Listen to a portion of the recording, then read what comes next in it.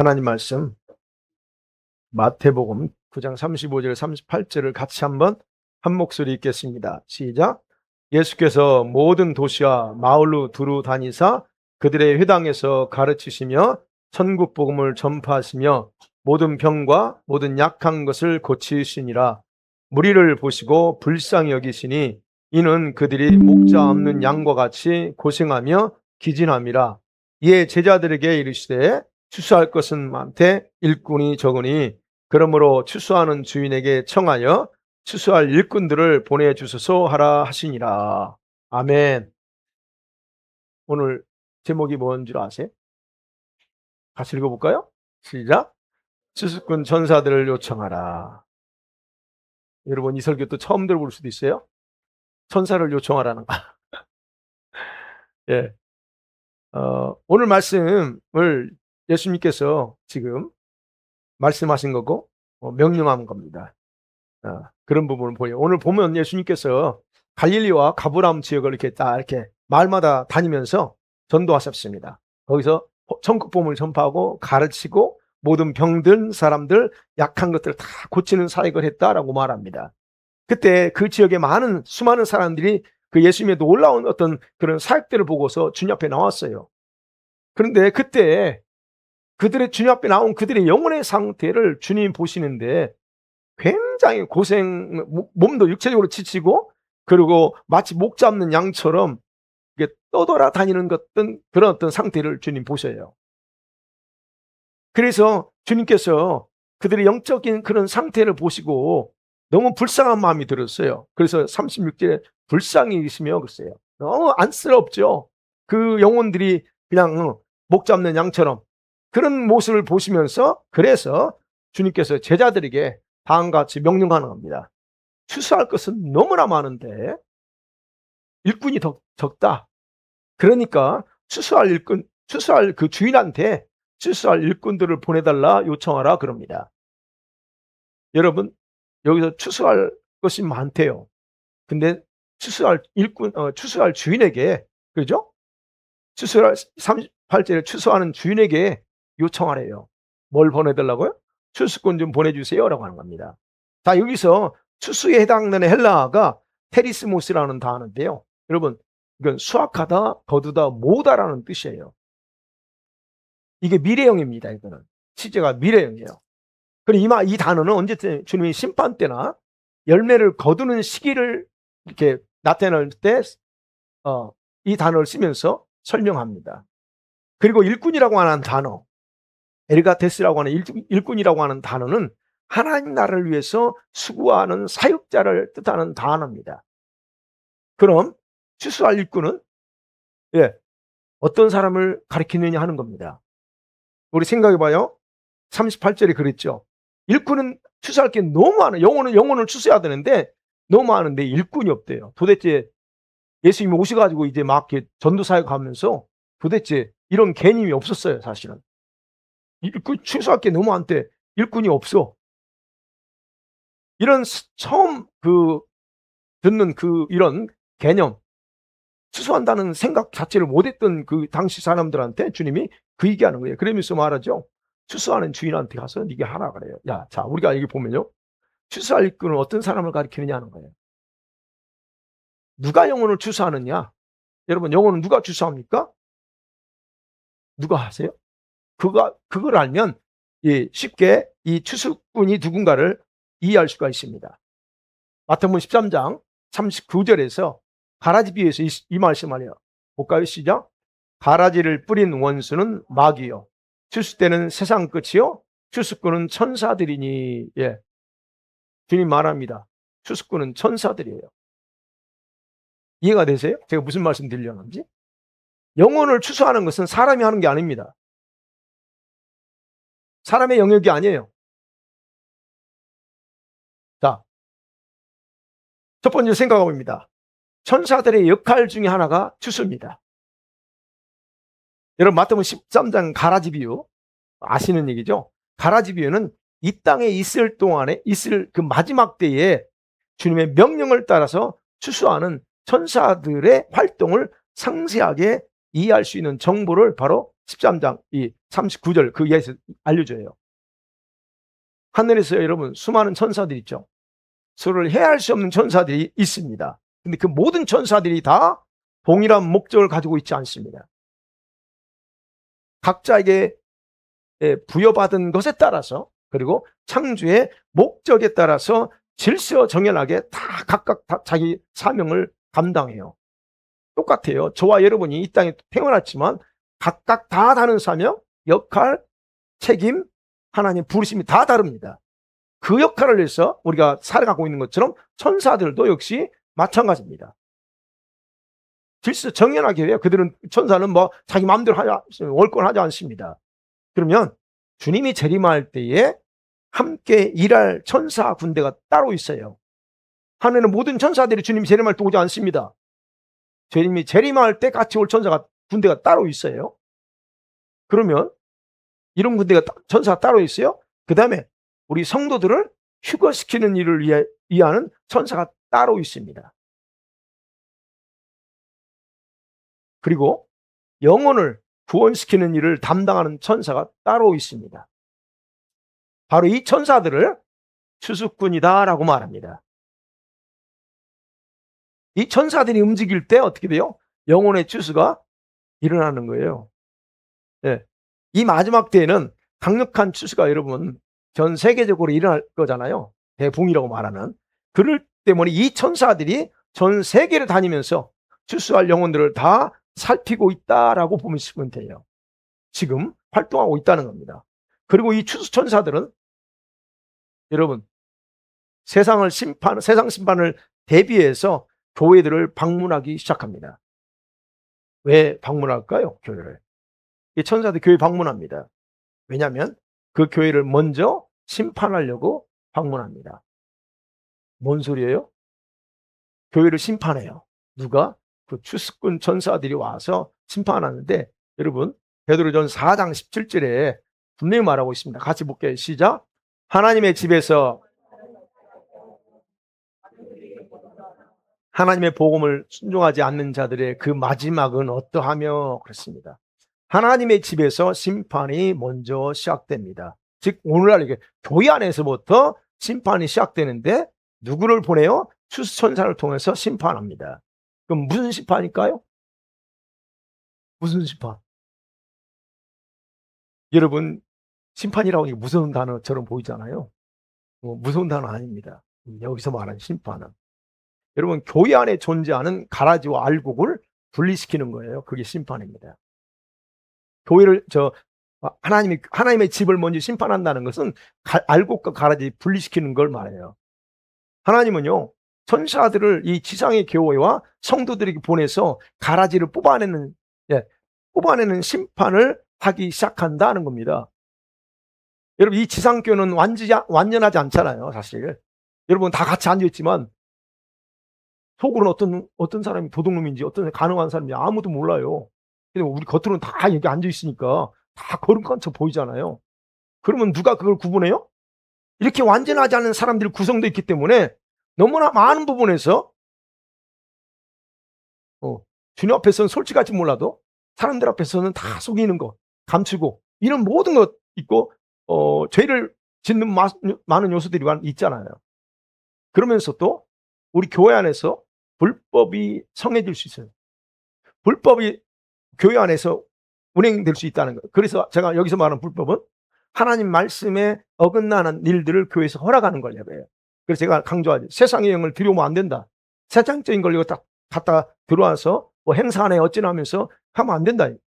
교회 부흥을 위해서 뭐 이런 여러 가지 이런 불법을 행함을 통해서 하나님의 의가 더럽힘을 받는 데가 어디냐? 교회예요. 그리고 또 교회가 그러다 보니까 악한 마귀의 종이 돼요. 그래서 교회가 마귀 놀이터가 되는 교회들이 수두룩합니다. 아니면 교회를 어지럽히는 사람들이 의외로 많아요. 바로 이것이 악한 마귀가 뿌려놓은 가라지들에 해당된다 생각합니다.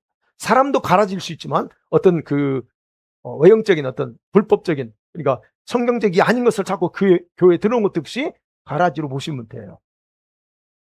자, 이런 이들의 활동은 여러분 어때요? 오래가지 못하고 반드시 제거됨을 당합니다. 우리가 분명한 걸 아셔야 돼요. 왜요? 추수 천사들이 항상 뭐 하고 있어요? 대기하고 있어요. 그래서 우리가 기도해야 될 거는 교회에서 이런 걸 용납하면 안 되고, 예. 그래서 늘 어느 정도는 사람들이 자꾸 이렇게 교회 성도들이 뭐 하자면 하게 되면 뭐 그냥 넘어갈 수 있지만, 그러나 주님께서 반드시 그 모든 걸 다 뽑아요, 다. 주님이 심지 않은 건 다 뽑아버린다고 했잖아요. 그래요. 그러면 세상 끝날에 주님께서는 이 추수 천사들을 통해서 하는 일이 있어요. 마태복음 13장 41절과 2절 보세요. 시작. 인자가 그 천사들을 보내리니 그들이 그 나라에서 모든 넘어지게 하는 것과 또 불법을 행하는 자들을 거두어내며 풀무불에 던져 넣으리니 거기서 이를 갈리리라. 주수천사를 통해서 주님이 하시는 일입니다. 그래서 주님은요, 천사들을 보내서 성도들로 하여금 죄를 범하게 하는 요소들을, 그 다음에 불법을 행하는 것들 있죠? 이런 모든 것들을 제거하게 돼요. 제거하는 일을 하게 됩니다. 제가 안 했어요. 예. 왜요? 그래야 천국에, 오늘 마태복음 13장에서 그래야 천국의 아들들을 잘 익은 곡식으로 추수할 수 있기 때문에 주님이 그렇게 하신다는 거예요. 바로 가라지 비유를 통해서 바로 이 추수 천사들이 하는 일을 좀 명확하게 설명하고 있다는 걸 우리가 볼 수 있어요. 그러면 추수 천사들은요, 우리 성도들을 도와서 주님과 반대되는 온갖 가라지들을 다 제거해요. 네. 영적으로 가라지는 여러분 주님과 친밀한 관계를 방해하는 온갖 어떤 그런 요소들이 포함됩니다. 이건 이제 우리 개인적으로도 포함되는 거고, 뭐 교회 안에서 우리가 주님과 좀 이렇게 교회가 주님께 더 뜨겁게 가지 못하게 하는 것들, 역시 이런 것들을 다 방해하는 요소들이 영적인 가라지들이에요. 이런 것들을 다 뽑아내야 돼요. 그럼 추수천사들은 그래서 성도들이 하나님과의 그런 깊은 관계를 갖지 못하도록 방해하는 그런 요소들을 제거하고, 그러면서 주님의 성품과 반대되는 것들 있잖아요. 거룩, 제가 강조하는 계속 거룩, 이런 것들을 반대되는 것들을 교회와 우리 성도들 안에서 하나하나 이렇게 한꺼번에 싹 뽑지 않아요. 하나하나 교회에 맞게, 각 사람에 맞게 하나하나 제거하는 작업을 하시는 겁니다. 뿐만 아니라 우리 성도들의 어떤 영혼과 육의 어떤 모든 감각도 이렇게 일깨워져. 그래야 하나님의 계획이 뭔지, 하나님의 소명이 뭔지 그걸 알고 이뤄나가도록 바로 그런 일을 하신다는 거예요. 그렇기 때문에 이 추수천사들은 교회와 우리 성도들의 가정 안에서 활동하도록 해야 한다는 겁니다. 그래서 이제는 여러분들이 실제적으로 일하는 일꾼은 천사들이에요. 교회 안에서 일하는 것도 천사들을 동시에 일합니다. 일단 그거를 볼게요. 그 다음에 두 번째 생각할 게 뭐냐면, 천사들은 이제 교회 안에서 돌아옵니다. 교회 안에 가라지를 제거하는 일을 합니다. 아까는 그냥 이게 크게 설명했지만 좀 상세히 봐요. 예수께서 본문에서 분명히 좋은 씨앗에 해당되는 천국의 마태복음 13장 얘기나요? 그런 천국의 백성들을 불러 모았다 그래요. 그러면 교회 안에 주님께서는 알곡들을 갖다 심지 가라지를 갖다 심지는 않아요. 주님이 여러분을 선택할 때 가라지 만들려고 선택한 게 아니라는 거예요. 근데 이것을 원수마귀가 시기하고, 그래서 성도들이 깨어있지 않게 해서 자기 만들고, 그리고 또 그런 때 뭐가 뿌려져요? 가라지를 뿌렸다 그래요.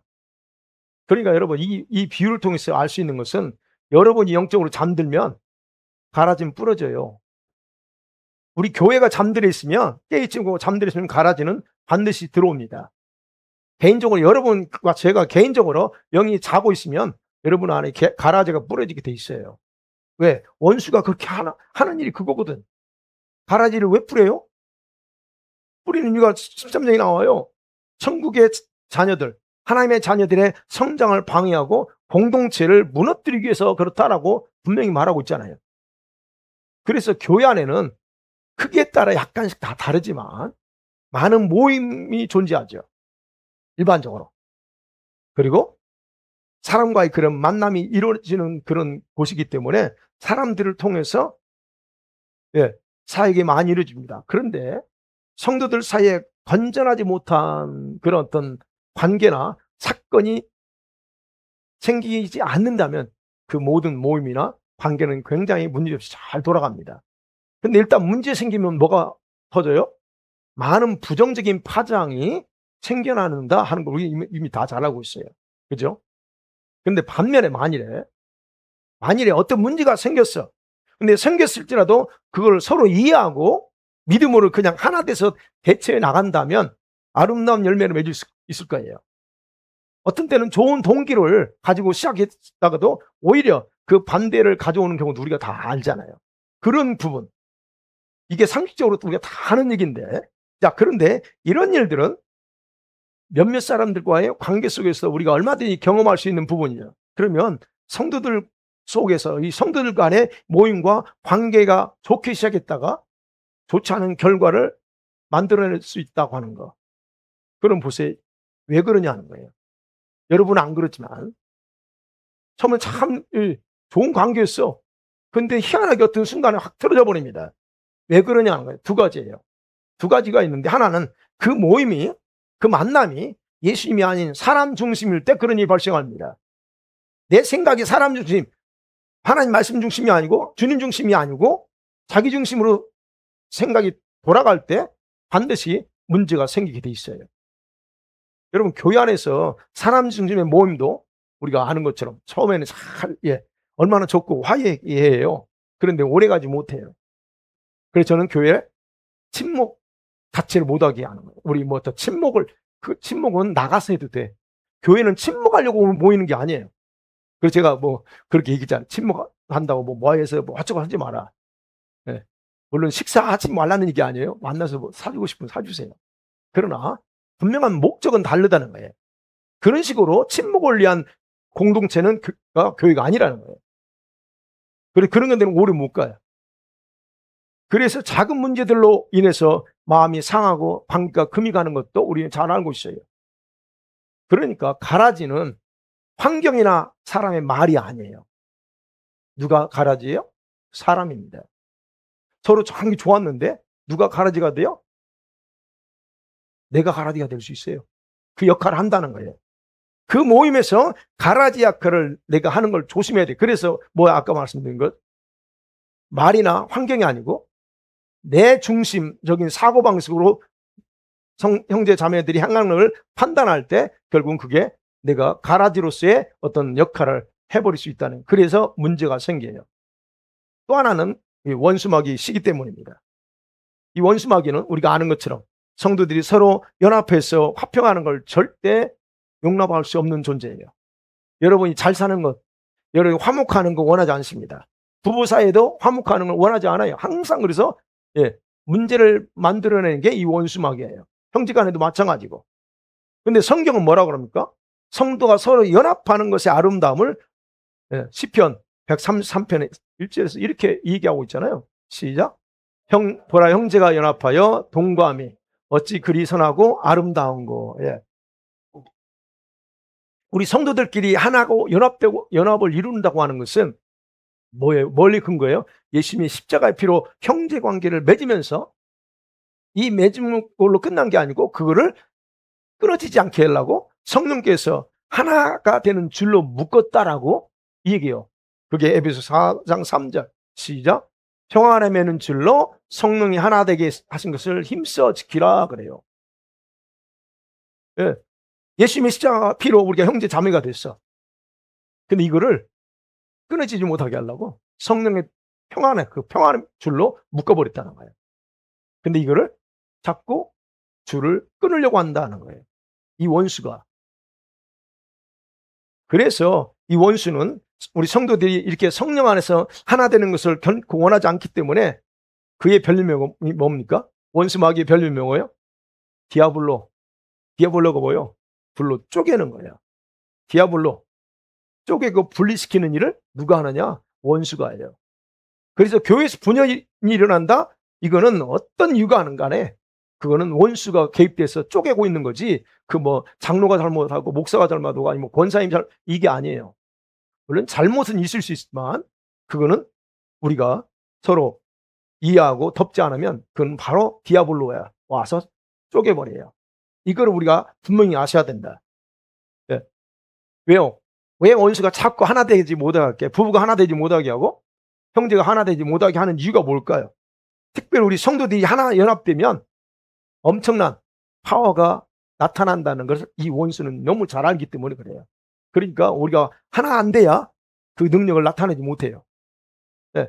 그래서 마귀는 반드시 우리 성도들의 모임을 중간중간에 파토내는 것을 좋아합니다. 처음 잘 가다가도 어느 순간에 뻥 문제 터뜨려요. 자, 이럴 때도 여러분, 이럴 때도 가라지는 아니지만, 내가 가라지 아니, 여러분이 가라지 아닙니다. 아니지만 그런 성향을 가진 사람을 이용해서 마귀는 활동한다는 겁니다. 그런 성향, 어떤 성향이요?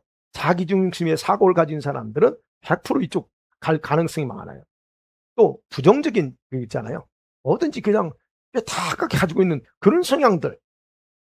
다시 말씀드리면 마귀가 좋아하는 성향이 있어요. 그러면 그 마귀가 사람들의 그 속성 중에서 뭘 좋아할까요? 여러분, 그래서 우리가 여러분 이제 신앙이 성장하면 섭섭함, 더 이상 마음에 섭섭하게 마음을 가지면 안 돼요.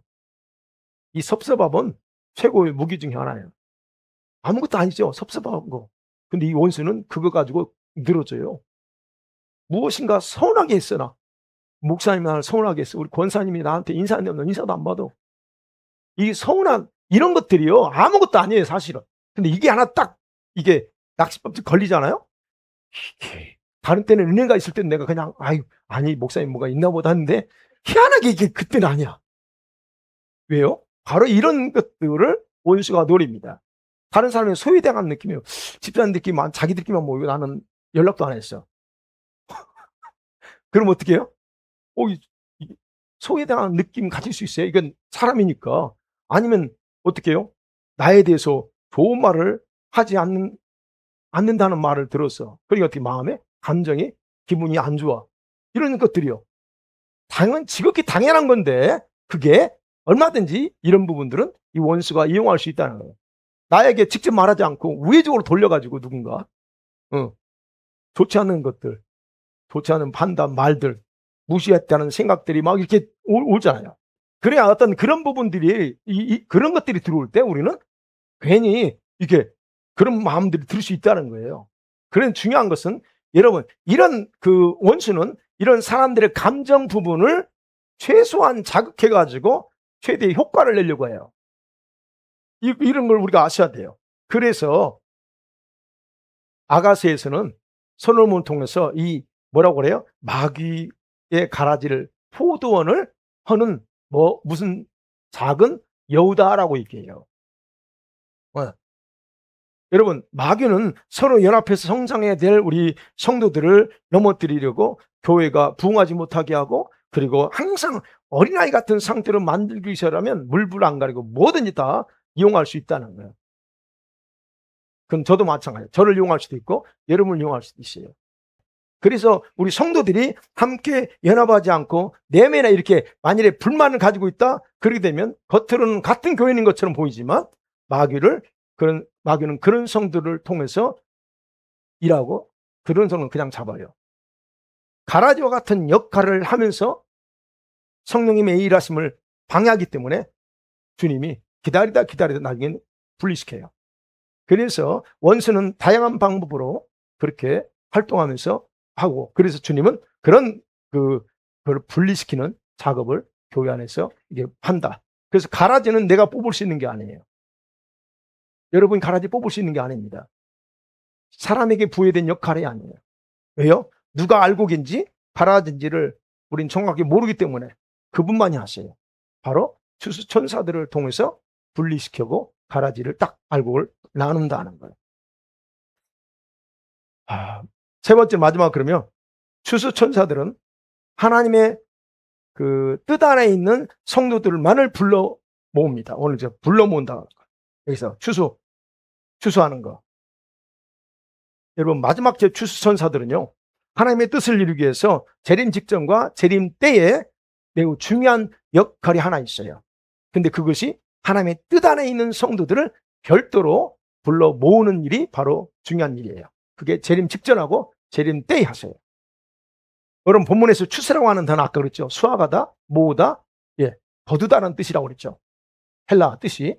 그러면 이거는 재림 직전에 성도들을 모으는 일은 여러분 다시 오실 주님을 맞이할 준비를 하기 위해서 모으는 거고, 그 다음에 재림 때 모으는 일은 휴거시키기 위해서 모아요. 여러분 하나님의 뜻 안에 있는 성도, 제가 그랬어요. 하나님의 뜻 안에 있는 성도들을 이렇게 불러 모은다고 할 때 그 뜻 안에 있는 성도를 어떤 성도라고 그냥 부르는 게 낫느냐 설명하면 그래요. 주님의 부르심이나 그리고 주님에 대한 어떤 헌신과 열정이 비슷한 어떤 성도들이 있어요. 주님에 대한 그거. 그러면서 자신의 삶을 기꺼이 주님께 드리고자 하는 성도들.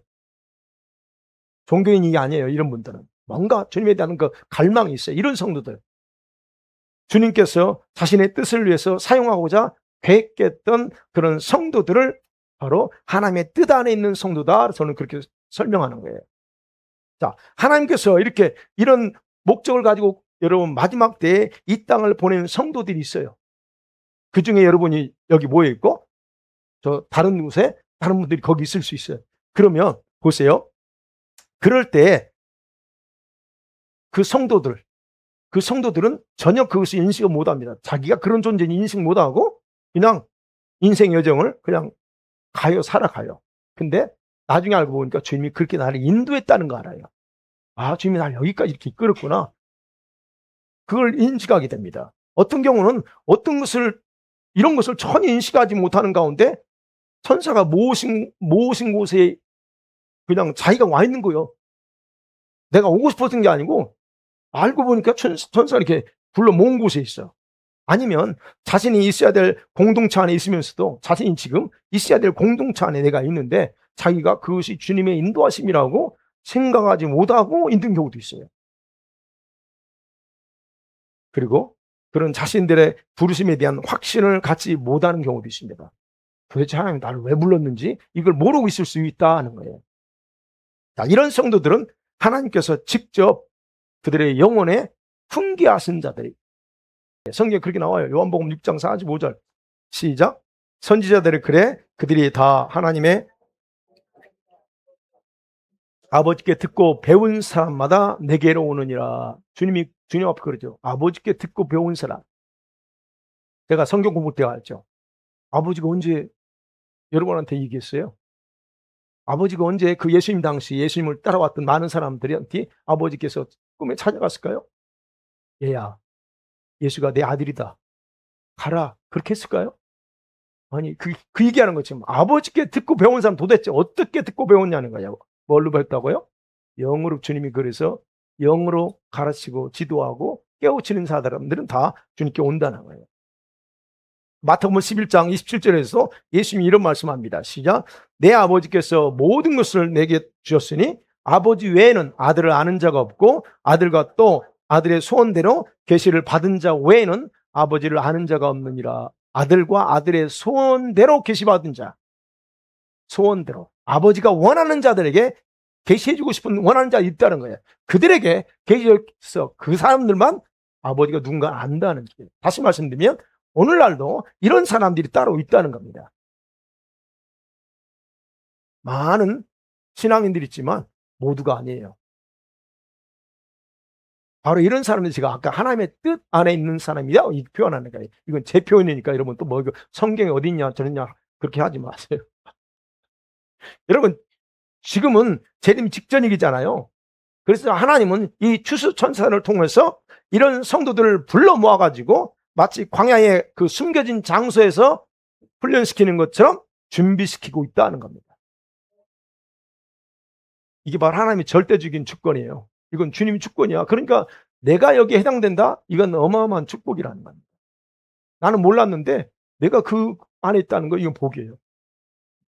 하나님은 바로 그들이 자기의 그늘 아래 머물러 있도록 다듬고 만들어가고 계세요. 이런 사람들은.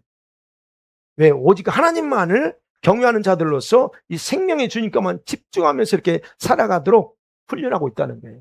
그래서 시편 91편 4절에 이런 말씀이 있어요. 시작. 그가 너를 그의 옷깃으로 덮으시리니 너가 그의 날개 아래 피하리로다. 그의 진실함은 방패와 손방패가 되시나니. 그의 날개로 다 덮어. 이런 사람들이 어려움일 때, 힘들 때, 환난 있을 때, 재앙이 있을 때 이런 사람들은 하나님의 특별한 보호를 받는다는 거예요. 궁극적으로 하나님이 그들의 완전한 보호자로서 이끌어 주신다는 거예요. 그래서 그들을 훈련시키고 준비시키고 있다는 거예요. 그뿐만 아니라 이제 주님이 재림 때 하는 일이 있어요.